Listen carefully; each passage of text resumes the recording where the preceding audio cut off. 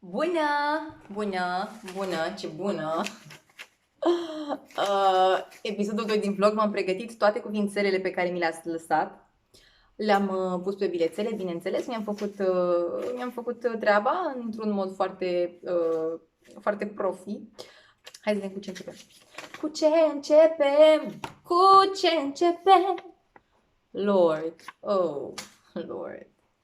Oh Lord, did we have a ball still singing, walking down the hallway? Nay na na na, nay na na na.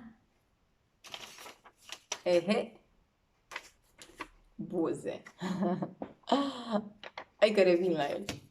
E prea de început de vlog ca să cânt ceva cu buze. Septembrie. Dimineți de septembrie, cu aromă de cafea, unor finge se ridică mărgele. Haha, ce trecere!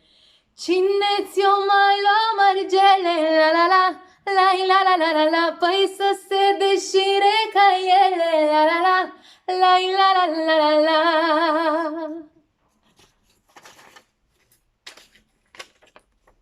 Brațe. Îmi place foarte mult piesa pe care a scos-o Andra cu Mario Fresh. Vino aproape, stai lângă mine, nu suntem făcuți pentru brațe străine. La la la la, la la la la la la la la la. Fericirea are chipul tău și în privirea ta voi sta mereu.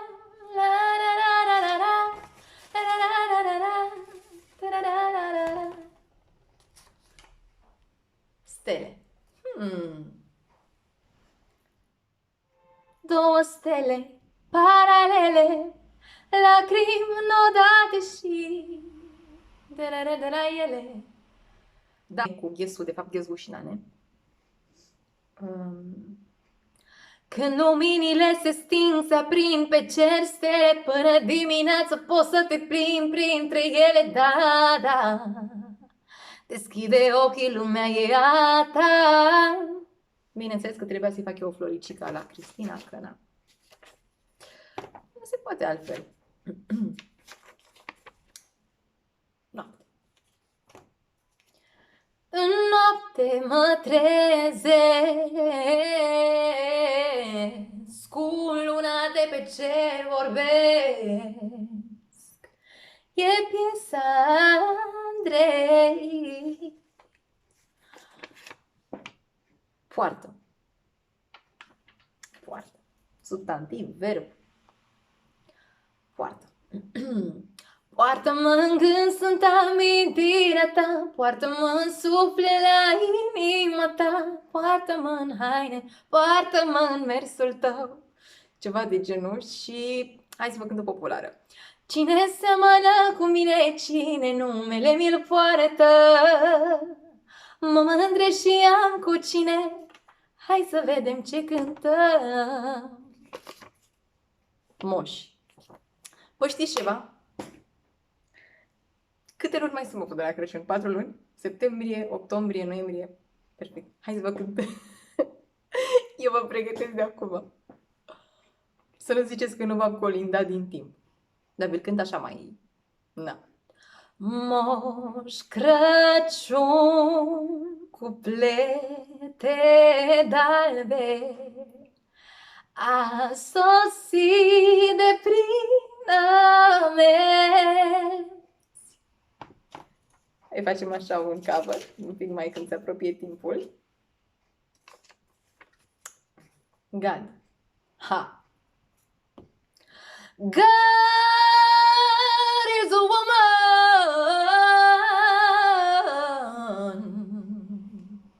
Ca să nu ziceți că nu pot să cânt și de-astea. Și acum, ia să vedem. Inima.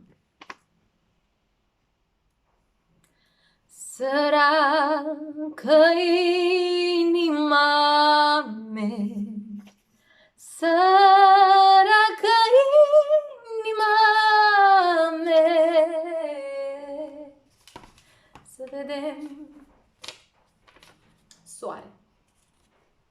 Soarele meu, ai răsărit pe strada mea, simt eu, și acum că ai venit, așa va fi mereu. Soarele meu, mama, mama, soarele meu,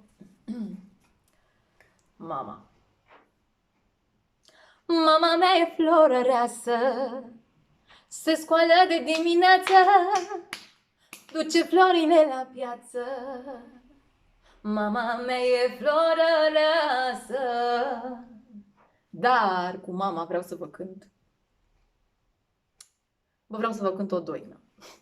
Și așa, apropo de mama, mi-a zis, băi, mama, frumos cânti, dar când și tu ceva vesel, asta e pentru mama. Cel mai vesel cântec.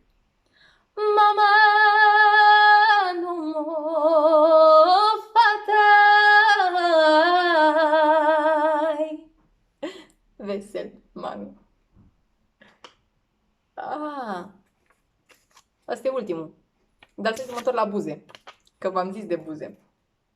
Ideea e că în momentul în care am văzut cuvântul ăsta, am zis, frate, e vlog, e pamflet, ce pot să fac când eu cu buze? Maneaua copilăriei noastre. Buzele tale, două petale, când le sărut. Și mă opresc aici. Dor. Mi-e dor de tine. Mi-e dor, știi bine. Și ca să încheiem cu o notă veselă, dor de viață, simt în prag de dimineață, când privesc o floare, îmi șoptește că e soare. Și încă un cântec care are cuvântul și soare în el. Gata, v-am pupat! See you! În cadrul episodului 3, pe care cu siguranță îl mai fac, pentru că eu mă distrez foarte tare făcându-l aici. Cum ziceam și în primul episod, data viitoare poate chiar avem un invitat. Și poate schimbăm puțin tema. Vedem.